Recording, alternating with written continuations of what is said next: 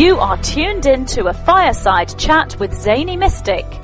Join us now on another exciting metaphysical journey.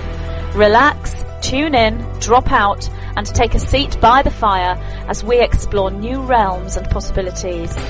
This is Magenta Pixie. You can find me at magentapixie.weebly.com. But now, here is Zany Mystic and guest. Enjoy the show. Greetings, and welcome to a Fireside Chat with Zany Mystic. I'm your host, Lance White. Today, my guest is George Kavassilas, who returns to begin the first of a series of 2 shows. In 2003, George was to have an experience that changed everything. His conscious spirit traveled up through the dimensions of our universe, and he rediscovered what life here is all about. He was able to know with certainty who we all are, where we come from, and where we are headed. He is here to reveal the deception and lies being imposed upon humanity from behind the scenes. His true intent is to empower people from within, which allows for better decisions during this time of the great change. To facilitate our journey home, he has just come out with his first book called Our Universal Journey. I've had the privilege of reading it and can honestly say that this book is one of the most comprehensive and influential books of our times. It will be highly controversial and divisive since truth is not always wrapped in pretense. I encourage everyone to read it and trust that it will kindle awakening, universal love, and understanding.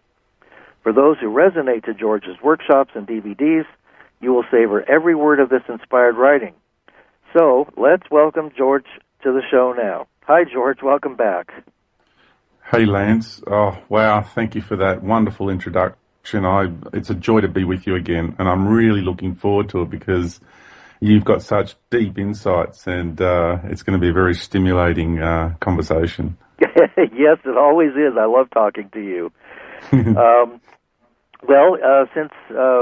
our last show, you've written an incredible book, and I guess we could start with anything you like, or you could just kind of talk about what prompted you to write Our Universal Journey, and how you were able to compile such a vast cosmology in one book. Yeah, I would have to say that was the greatest challenge, was to take the biggest concepts that life has to offer and express them in a way that is simplistic, to do it in the most simplistic way that everybody and anybody can understand it, and in a way that can stimulate someone who's highly intellectual, and also, get people to understand, and also stimulate people who are not primed that way. It's a book for anyone and everyone, and there is a but or a however you want to put it. It does confront belief systems, and it's kind of like, when someone says the truth hurts. It does, because truth is symbolized by the sword throughout the ages, and when someone does speak the truth to you and you have an egoic illusion taking place, then it does hurt when they ram that sword into that ego that's trying to create some other sort of illusionary reality that's going on with your current circumstances. So it does confront people's belief systems. There's no doubt about it, and challenges people. It challenged me writing it. It was a very cathartic process, and I feel changed by the process myself. Well, yeah, it gives you such a vast panorama of what's going on, and there are incredible diagrams and visuals that capture the essence. So for those who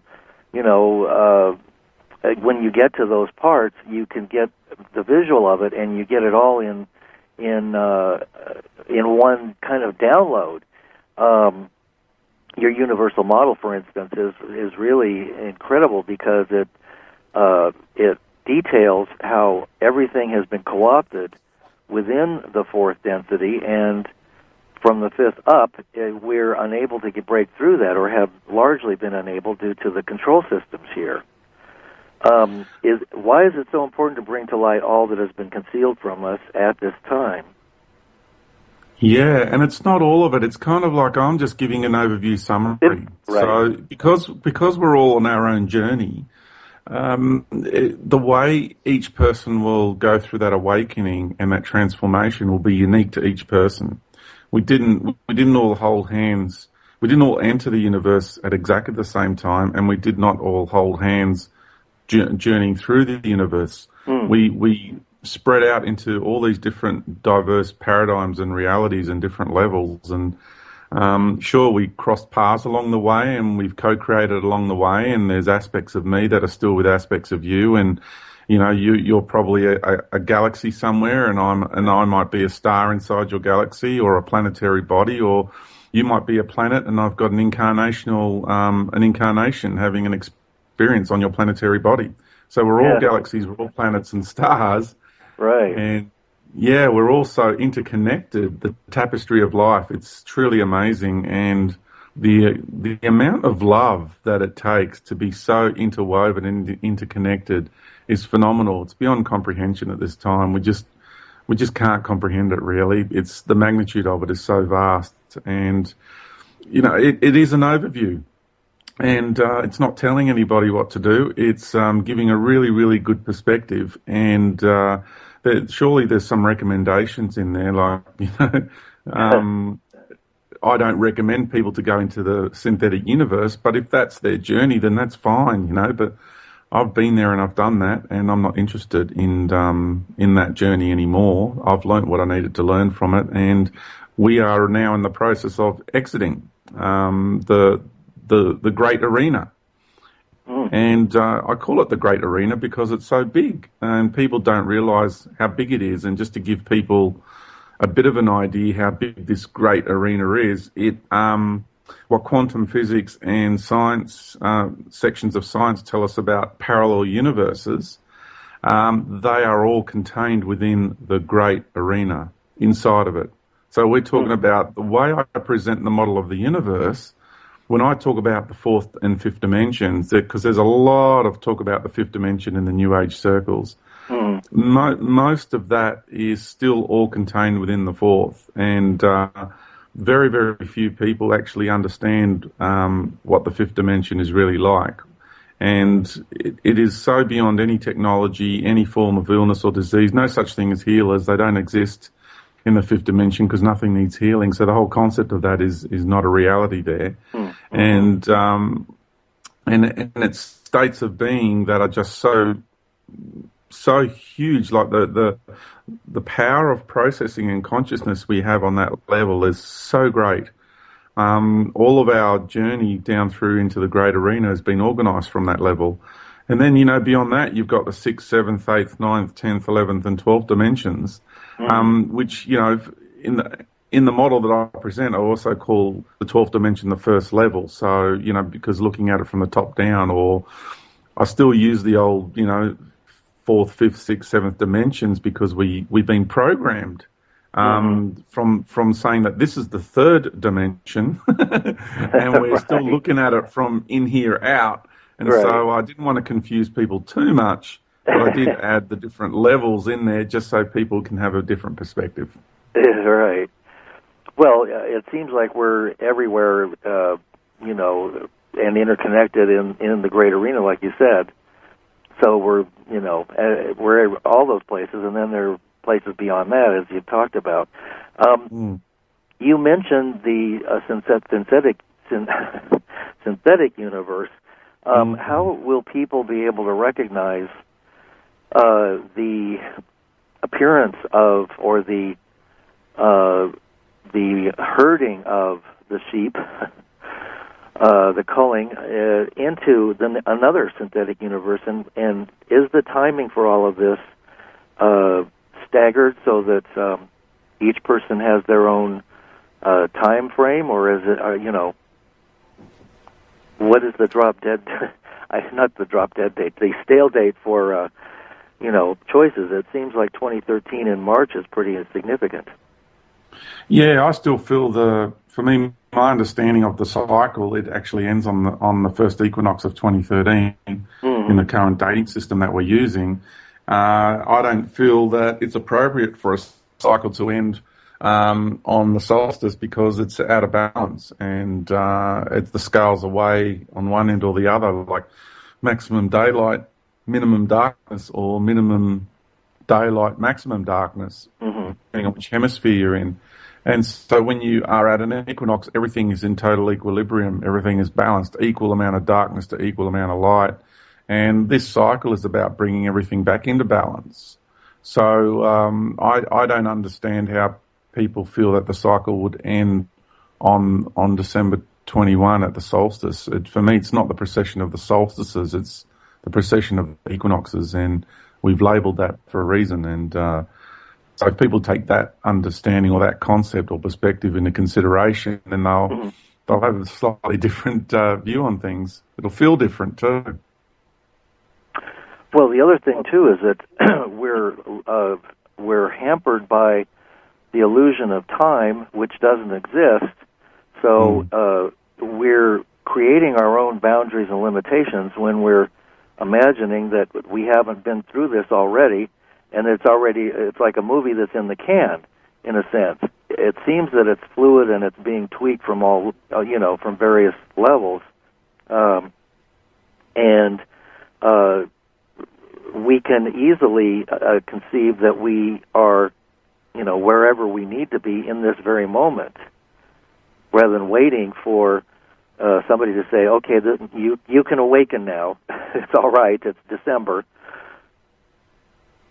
Yeah. It has provided good triggers, though. There's no doubt about it. But if people can try to feel within themselves and the relationship they're having with this planet and the cycles involved with that. So it's about trying to not put too much emphasis on the synthetic time matrix overlay that's being overlaid over the natural order of things.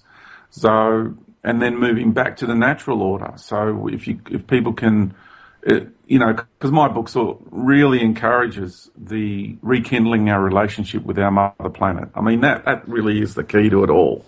And once you do that, you are reconnecting with a higher aspect of yourself, which is in the heart of this planet anyway, because for anyone to have incarnated here, they had to have made an agreement with the being and the consciousness that is this planet.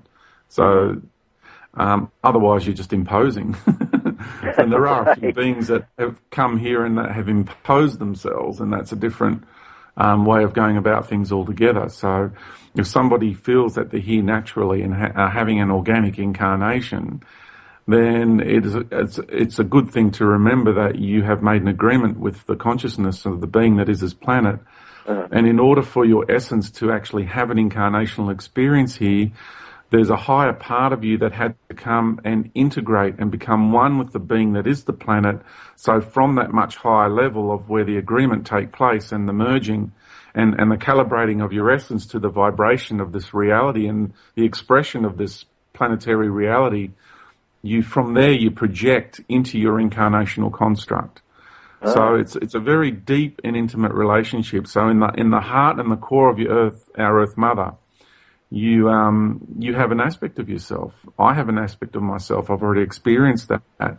And then you remember who this planet is, and from there it has a ripple effect out into the universe, because you then understand that the principle is the same with the solar system. So you remember who the sun is, and that you have an aspect of yourself in the heart of the sun. And then from there you remember who the galaxy is, because you're inside this galactic being. And the same principles are applied. And so you have a part of yourself that's in the heart and the core of this galaxy, and therefore you reconnect with that, you remember who the galaxy is. And it's a simple process, really, when you take a step back for a moment and think about it. It's not too complicated. It's just something that we've been, a wedge has been driven between us and these relationships. It's about cutting you off from your organic, I would say, flow, the organic streams of your essence, so you can be then assimilated into a synthetic universe. Yes, that does seem to be what is happening or has happened already. It also appears that that synthetic universe is starting to quiver a bit. Do you feel that there is that as we're awakening and the energy is the frequencies are rising, that the old paradigms are beginning to fall apart?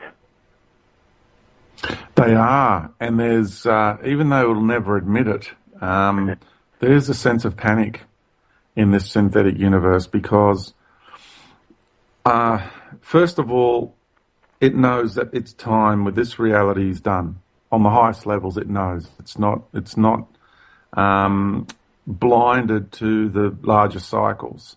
So it knows the greater aspects of the consciousness that is the energy behind the manifestation of the synthetic universe. It's aware that its time with us and the time that it's had in feeding off humanity and this planet is coming to an end now. So there's a sense of urgency, there's a sense of fervor, there's a sense of panic, and it's doing everything it can. And what people don't realize is that this, I call it a duplicitous force. A lot of people think it's a malefic force. And if you want to break free from the hold of the synthetic universe, then you've got to realize it's a duplicitous force, because this force, this energy, or this God entity, as I call it, with a small g, has mastered also the other side of light.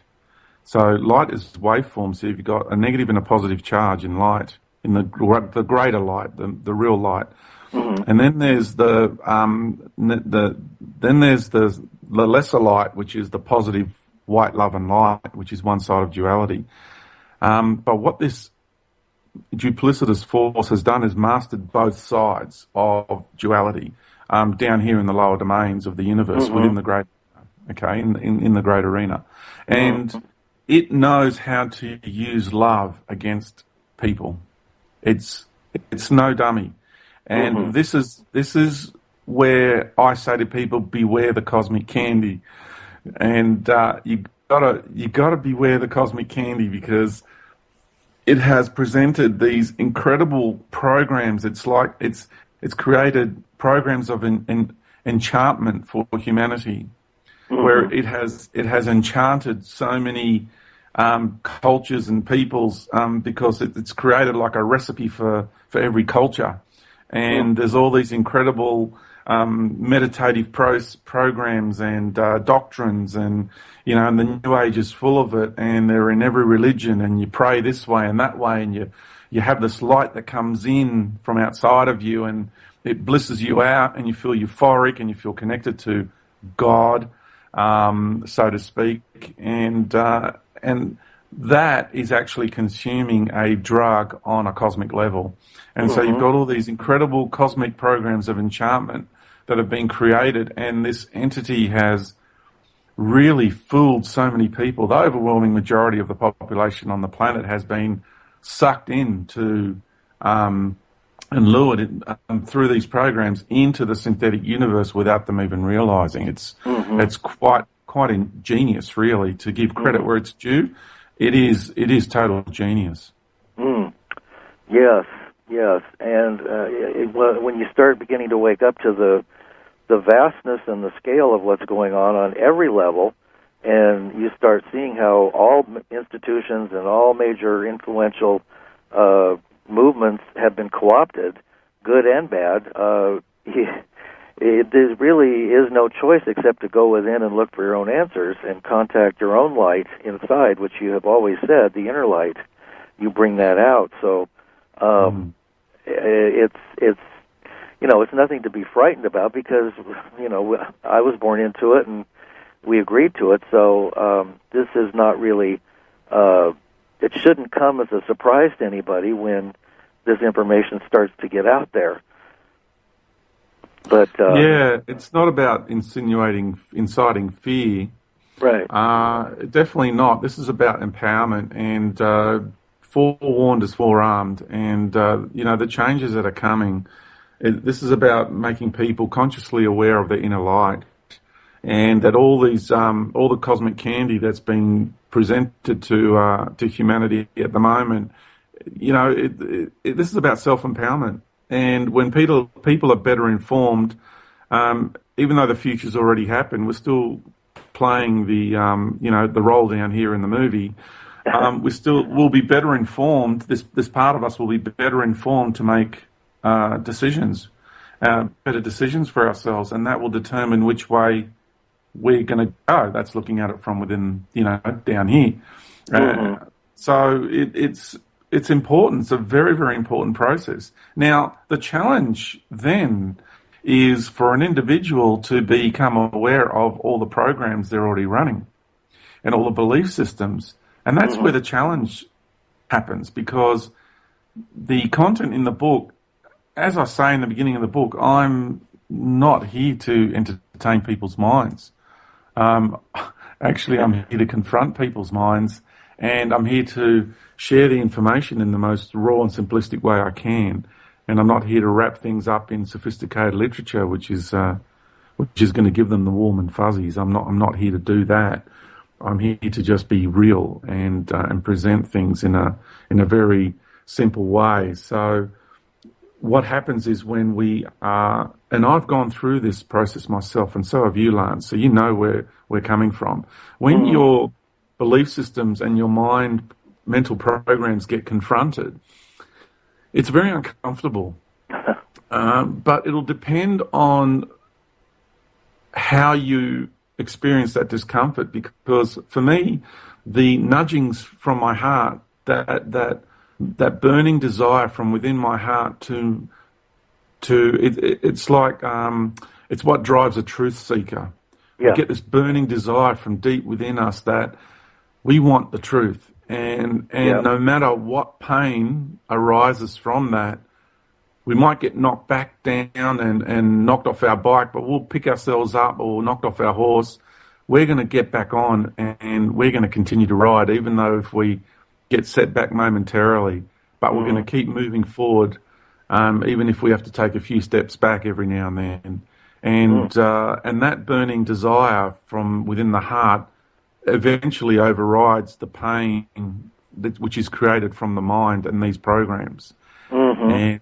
And what happens is when they're all stripped away, we're left standing there bare naked, because we've been functioning from the comfort zone of these programs because we gave our power over to them.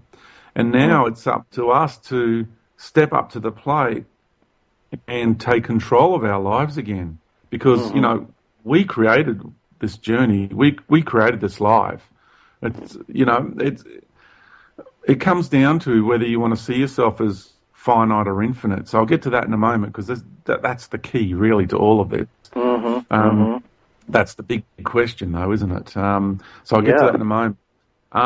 So we're left standing there naked, and it's very, very uncomfortable, because you become totally transparent. We become transparent, and we're left with nothing but ourselves. Yeah. And we all have worthiness issues, because we've been trained to give our power away for so long, and we're told that we're no good, that we're lowly humans, and we're pathetic sinners, and so on and so on, and that's the program. And once you realise the magnificence and the power within yourself, within oneself, wow, Yeah. And then it gets to the part about whether you start to realise if you're infinite or you still want to think that you're finite. Yeah, right. Well, for people like us that are all over the globe, it seems that for me anyway, I've been pounding the pavement looking for the truth all my life, and as you said, many setbacks. But it was like a cosmic sigh of relief when I read your book and thought, finally, somebody has dug this information out and put it together, and it was me, but it wasn't me. We're all sharing this journey together, and I was just refreshed. It was like a cool waterfall in a hot desert. And yes, there are some very difficult things to confront and look at, and even for me, there were some things that I might have been in denial about, but in all, I found it not so refreshing to use those things as a slingshot or a catapult into the next, out of chains and bondage, into freedom. Mm. And then that gets into the idea of being, as you said, are we finite or infinite? My grandmother used to say, are you a man or are you a mouse? Yeah. Well, I'm neither, but I'm both and beyond. Exactly. So I'm all of it. What are you talking about? Yeah. There is no either or. That's all duality thinking. That's programming. Yeah. So now, what about the planet, Gaia-Sophia, whatever you want to call it? Call her. Excuse me. I didn't mean to be disrespectful. She's been. It seems like the surface of the planet, which is the looking out from within, is giving us a reflection that isn't so pretty. She's evolving too, and I like your analogy about the Earth becoming a blue star. That's really an interesting thought indeed. Do you want to talk about that at all? Yeah, I didn't say in the book whether that it's going to be a blue star. I have said that in the past, a long time ago, that I felt that is a colour that she may be emanating. Oh, okay. And recently I've been feeling it more. At the moment, I feel like could be a magenta colour, but I'm still not 100% sure on that. Yeah. But what I do know in my heart is that she is going to become a body of light. Mm. Now, in conventional terms, that's a star. So people freak out. They go huff and puff and have all sorts of ideas when you say the planet's going to turn into a star. Well, right. As I've travelled to other stars. I am a star. You're a star. Everybody is a star somewhere in the galaxy.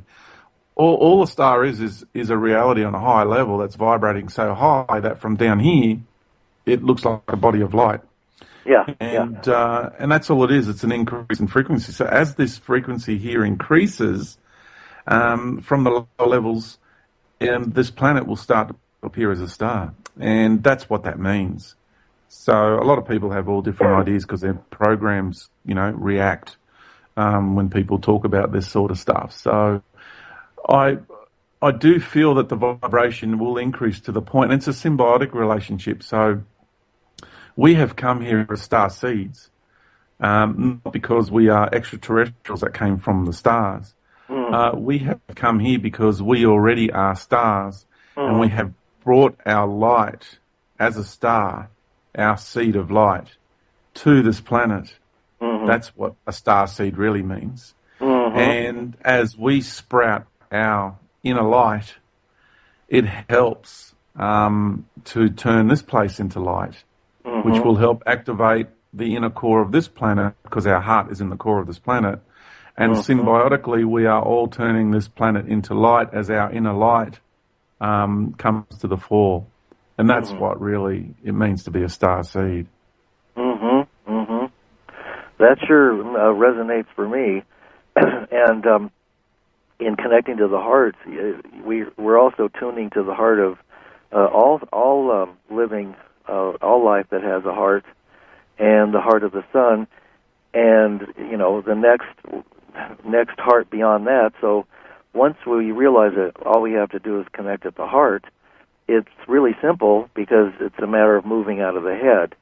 And it's interesting that the Egyptians used to, when they did cut the bodies apart before they were mummified, would weigh the heart and take incredible care of it, and then toss the brain out.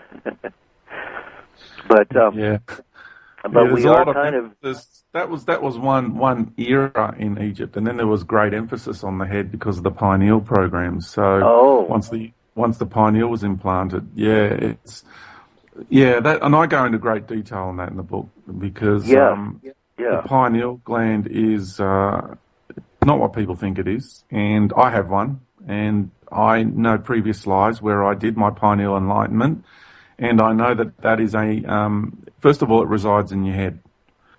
And so therefore you are creating a mind-based enlightenment. It's not the heart. See, what Lance and I are describing here is a heart-based enlightenment. Enlightenment through the heart is different to enlightenment through the head. And the enlightenment through the head will definitely, without any doubt, connect you into the synthetic universe, because that's what it's designed to do. Because the consciousness of the synthetic universe, the energy that creates it, cannot function from the frequencies of our heart. Now, it's created it's a simulated love energy. Like I said before, it has mastered both sides of duality down in the lower domains, so it's created a synthetic form of love. And that is the love that's associated with the heart chakra. Now, the love that Lance and I speak of is not the heart chakra. The love that we talk about is deep from the core within our beings, beyond any chakra program. So it's about understanding that the chakra system is a cosmic software program and has a different intention than just the pure core essence of who and what you are that emanates from deep within you, and just a single energetic center. And that's it. It's the simplicity that is the key. And the chakra program is a fragmented state of being, and is not harmonious. It has an agenda.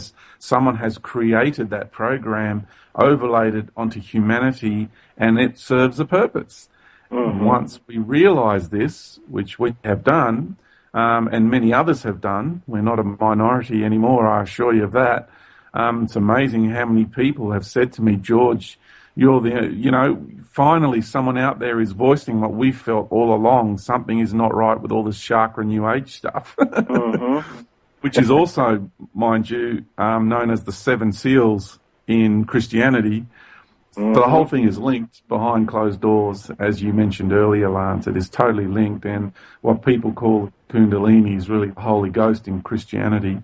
And I go into great detail in explaining the whole reason why that exists, how it was created, the purpose, its purpose for being created, and it really is phenomenal when someone can just sit back without judgment from their belief systems and actually read what's being presented there.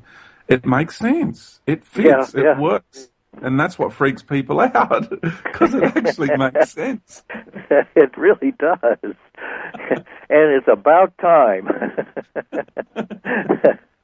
Well, I was thinking, too, a lot of New Age teachers are on board with this chakra thing, and there's a new program out. There's a new kid on the block, and he's got 12 chakras. Buy now. Hurry while supplies last. And now it seems like the next synthetic universe is gearing up to grab a few more people with this new improved chakra system, where you're going to be able to go to the outer galaxies and the this and the that. Well, to me, that just feels like further fragmentation.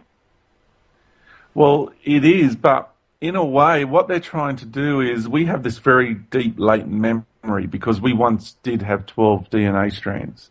And we haven't. There's a notion going around being propagated on the planet that we have been dumbed down to 2 strands of DNA, and that is just not true. We chose to be compressed down to 2 strands of DNA.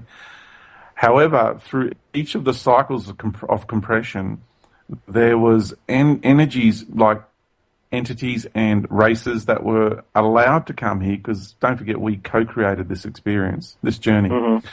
So we contracted them from a higher level to come here and to test this aspect of ourselves taking this journey. Okay, because this is like responsibility now for your life. And they were allowed to tamper with what we compressed. ourselves into. Mm-hmm. So when we compressed ourselves, say, from 3 strands of DNA down to 2 strands of DNA, just to give the most recent cycle as an example, after that compression, and we came here and we lived harmoniously for a little bit in a compressed 2-strand of DNA, but fully active 2 strands, not all the ones that are inactive at the moment. Right. Or imagine fully active 2 strands, everything activated, functioning incredibly, let alone from 3 or 4 or 5 or 6 strands, right? Imagine if we everything running on just 2 strands, how incredibly powerful that would be. And then those beings were allowed to come here and manipulate that. So everything's been confused, everything's been twisted and manipulated to paint a type of picture that we're some sort of slave race. And in a way we are. Like, don't get me wrong, on one aspect of the drama, it's exactly what we are. We have been enslaved and we have been farmed. There's no doubt about that, and I talk about that in the book. But we also, from a much greater aspect, knowing that we are the creators of this journey in our lives, we contracted them to come here to do this, to test us, because we are on the road to compression and we wanted to be tested, and challenged all the way, because under great pressure is when a diamond gets created. And it's the essence of light. It's the greater the challenge, the greater the wisdom, and that is the essence of light. It is what light yields, is the greatest of wisdom. Nice. Beautifully said.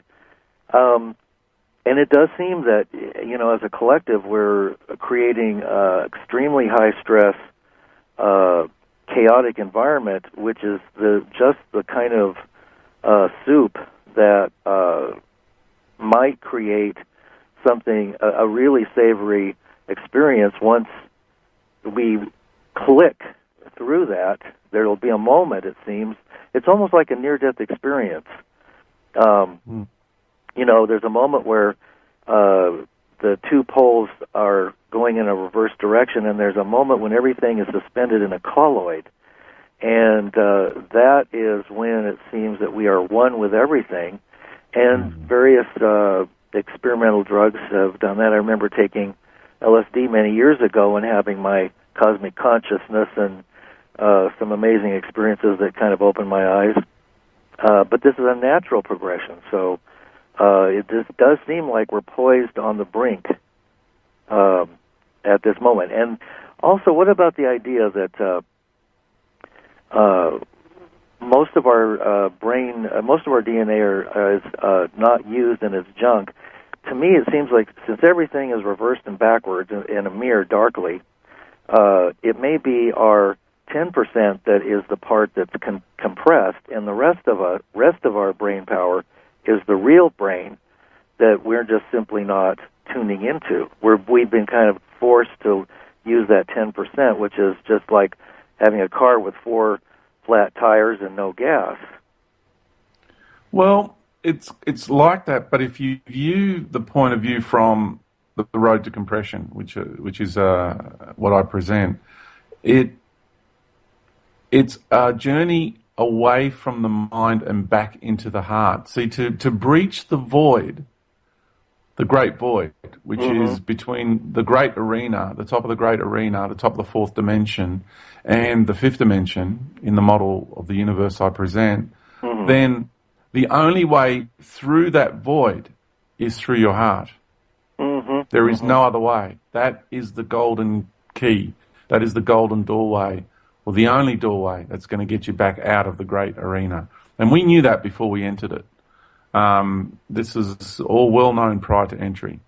So once we came into the great arena and we created galaxies and universes and what have you, these parallel universes, we knew that the only way out was going to be through the heart. And that's the road to compression into this galactic womb, into the solar system and onto the planetary womb is about that. It's about leaving all the mind concepts and mental concepts and programs behind and once again returning to the heart and the core and the essence of who and what we are. That soul essence and beyond that eternal essence. Mm-hmm. And so the reason why we have been limited into using the capacity of the brain is because we are being forced back into the heart. Mm-hmm. Mm-hmm. Yes, well, we're certainly not going to get out of here by our own mind power. The mind won't do it. It's no longer like this God entity that I talk about is a mind entity. It is just a mind entity of consciousness. It's so powerful within the great arena. It's incredibly powerful. It is definitely a force to be reckoned with, and we respect it greatly, and we certainly appreciate its service. We are incredibly grateful for its service, because without the service of this energy, you don't move forward, you stagnate. And this is the energy that provides the challenges, and that's why we contracted it to come here and do this to us. And while we're in the drama of it, it hurts. It's really painful, it's uncomfortable, and it's tiring, because we're being trudged through the trenches. Right. And all our crap that we created through this journey throughout the great arena is being stuck in our face, and we're having to deal with all the crap we dealt with, and eventually you've got to clean yourself up to be rebalanced. You've got to bring everything back into balance, and people don't like it because it's just too hard. It hurts. Right. I have all kinds of people in my life that are pretty brittle, and it seems like they're just getting ready to snap. Yes, I see it. I see it happening all around, and it doesn't help. It's not in our favor, in a sense, that the highest technologies are being used against us or to help us. I mean, it depends on which way you want to see it, but that artificial intelligence has been operating on so many levels to create these offenses. Yeah, and you know what? There's this God entity, this duplicitous force, has teamed up with an artificial intelligence. Now, artificial intelligence, AI, has been around for a long time in this universe, and there is a benevolent, I'd go as far as calling it a benevolent AI, which I've had a lot of dealings with in my journey throughout the universe, throughout this great arena, because it doesn't exist beyond the great void. Of course, it's technology, it's artificial intelligence. And it is benevolent in nature, just through pure deductions of intellectual decision-making. It has a morality. Now, there's because of the nature of light and duality, it has an alter ego, and it unfortunately created a partner for itself, which ended up becoming malefic in nature. Now, you can't really call an AI malefic because it's amoral, technically speaking, but because of its behaviour, it's quite. I feel it's okay to call it malefic, and it's teamed up with this God entity, and it's its greatest ally, and they're working together. And I haven't heard anyone say that. And you've got this God entity that's teamed up with the AI. That's the two of them together are doing such a job on humanity. It's unbelievable. So if it's not going to get you in its AI programs, then this God entity is going to get you with its spiritual, religious doctrines. And then, of course, there are so many other ways: drugs, sex, power, money. I mean, it goes on and on and on. It's got so many different running programs that you can't keep track of them all. Incredible amount of programs. It's like I say, it's a cookbook, and there's it's a recipe for every mindset you can possibly think of.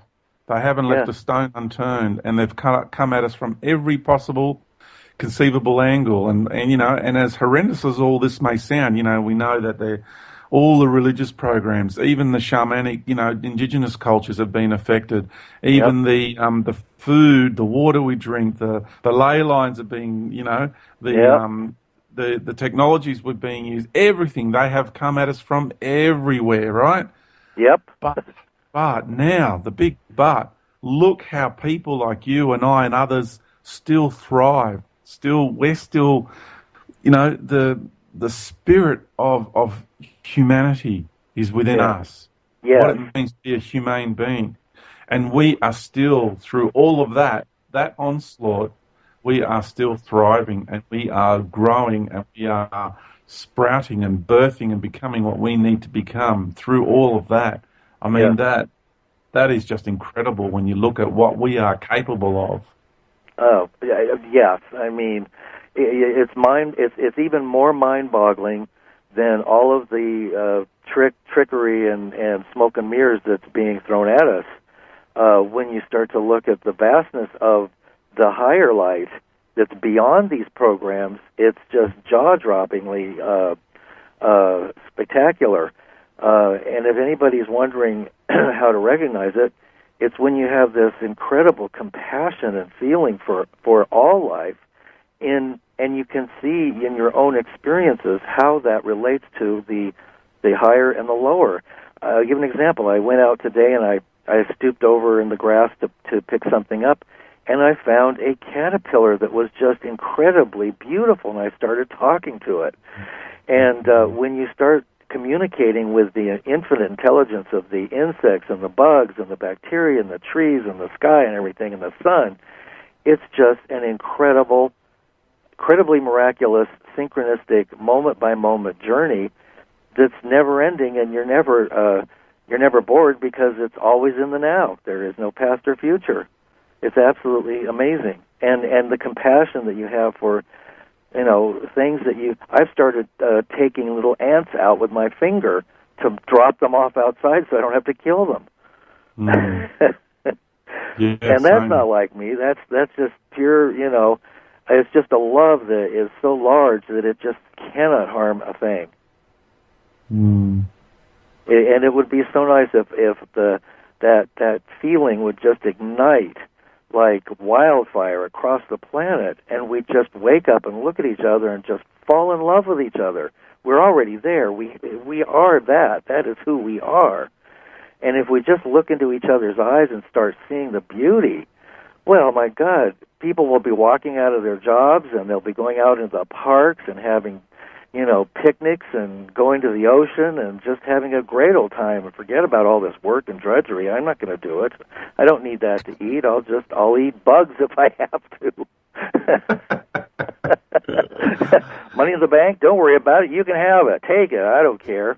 Do an electronic transfer. It's yours. You want it, you got it. Yeah, we'll just make up some more like we do when we hook you into a loan for the rest of your life. Right. We'll just invent it because it's just electronic signals, so we'll just tell the computer just to give you another bit of money, right? Exactly. So it depends how we use it, isn't it? You can just create it out of thin air, just to create the concept and the illusion of money to lock people into slavery, or you can do the same thing and provide them with an abundant life. Right, exactly. Right. Well, yeah, it just seems like the key to this. Well, there are lots of keys. There's all kinds of keys, but to be free is something that I think everybody can sense is the most important thing. Free time, free energy, free love. Free love. We love each other. We love the bugs. We love the animals. They love us. It's a love fest. And, the stars have aligned, in fact, just a couple of days ago to begin, as you probably know, the 7 alignments that are going to be stepping us up through these layers back to a greater, more expansive love. It's the tail end of the 60s. So if it's anything like what I remember, and I missed a little bit of that, unfortunately, we'll get to all experience it, and it'll be on a much higher level. Yeah, absolutely it will be. Yeah, incredible. Well, we have a little bit of time left, not a lot of time, and I didn't mean to take up so much rambling. What would you like to communicate in this first of 2 shows in the next 5 minutes or so before we start to wrap up and get all your information about the book? Yeah, look, we are being conditioned now to just forget about the past. totally. Don't even consider the future whatsoever, and just think about the moment, instantaneous moment. Uh-huh. I live in the now. It depends on how your interpretation of the now moment is. My interpretation is the now moment for me is my soul, my eternal essence flowing forth, really, and emanating from within my heart. Uh-huh. That, to me, is the perpetual flow and the now moment. And to totally dismiss your past is very dangerous as far as I'm concerned, because the way I see it, remembering our past is the remedy for our future. Yes, yes. To know where you've been, what you've seen, what you've done, and who you have been and what you have been, all your creations, and to take responsibility for them. Yes. Is the answer to why you are here now. Yes. All of that has led you to this moment. So I would warn people to be very careful of, I don't mean living in the past, you know what I mean? I don't mean like just dwelling on it, which is what the now moment philosophies encourage, is not to dwell on the past, not to live in the past. Like if you had a previous life that you just constantly loved, and you were a king in the previous era, and you just adorned the house with everything from that era, and you just can't seem to let go of that, which some people do in this life. And I myself have been a party to that at a time in my life as well.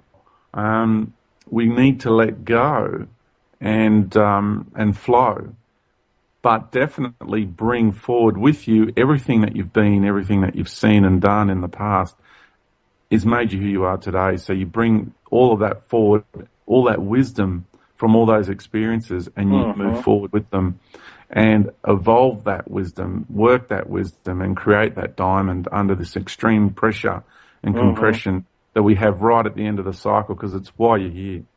It's what we're doing, is this whole universal journey is being compressed and reintegrated and brought back into balance. And this is about birthing and mastering light and birthing. And this is who and what we are. So those who are ready to do that are going to achieve that. Those who don't feel that, then they're not ready to achieve that. That's all there is to it. There's no judgment. And they will definitely, there'll be those who need to go back into the great arena and continue their journey. Like I said, we didn't all enter the universe at the same time, and we're not all completing our journeys at the same time. And we have an incredible opportunity here to reconnect with who and what we truly are, remember who and what we truly are, and take responsibility for all our creations, reintegrate them and rebalance them, and achieve our intended outcome. So it's about understanding why we entered this universe, why we wanted to, and what we wanted to achieve by doing that. So for me, that's what it's all about. I totally agree with that, and it sounds like almost a description for a kind of a higher cosmic consciousness moment as well, in that you're aware of all your lessons and you've integrated them, and it's time to go beyond them. And as you said, this is about the journey home. And yeah, it is. And don't get me wrong, I'm still learning and growing as I'm integrating everything. I haven't mastered everything yet by a long shot. And it's understanding that all those lessons that you've learned thus far, the bulk of them have been done. And you become aware that all of a sudden you go, I'm done with that. I don't need to do that anymore. So you can let go of that perpetual merry-go-round of behavioural patterns that you had. And it's not about saying, I've mastered that from an arrogant elitist point of view. It's deep understanding, and you just go, there's no need for that anymore. I'm done with that. I've learned. And it's a genuine thing from the heart. You just feel it. And that way you can let go and move on and you move beyond those behavioural loops, mind loops, and you become free. You really do. Well, George, we'll pick this conversation up in our next chat, and I wish we could go on now, but we have gone on now, and here we are. So would you like to mention where people can find your book and all your work? Yeah, sure. Our main website is ourjourneyhome.com.au, and for the book they can go to ouruniversaljourney.com and find it there. And the book is also available on the website, but it does have its own website. And we've also got a new little radio podcast called Super Woo Radio, where we don't just talk normal woo-woo, we talk super woo. So that's a very, very exciting little venture, that one. And really hope to have you on there one day soon, Lance. Yes, well, I'd be delighted. It'll be fun to, be reverse roles and do a pole shift and see how the other side feels. Yeah, so, be an honor to have you on, mate. Oh, I am so thrilled to be with you, George. It's just, it's an honor to have you here tonight. And every time we talk, I just, it's like going home just in our conversation. So I can't thank you enough, and I cannot urge people enough to get your book. It is an incredible journey. So I thank you again for being here. I just want to just inject there. I also want to thank you for the work you did in helping us accomplish and finish and polish off that book, because you did a fantastic job in the work that you helped edit the book. So I deeply, deeply appreciate the work that you did. Oh, well, thank you so much. It was just a privilege to be able to, do what I'm here to do. It wasn't a job. It was just, it was a journey, and it was a fun one. Thank you. Well, George, we'll have another conversation that will be aired in a week. We'll see you next week then. I'm looking forward to it very much. Me too. Yeah. All right. Thanks a lot. And thanks everybody for listening. We'll talk to you soon. You are tuned in to a Fireside Chat with Zany Mystic. Join us now on another exciting metaphysical journey. Relax, tune in, drop out, and take a seat by the fire as we explore new realms and possibilities. This is Magenta Pixie. You can find me at magentapixie.weebly.com. But now, here is Zany Mystic and guest. Enjoy the show.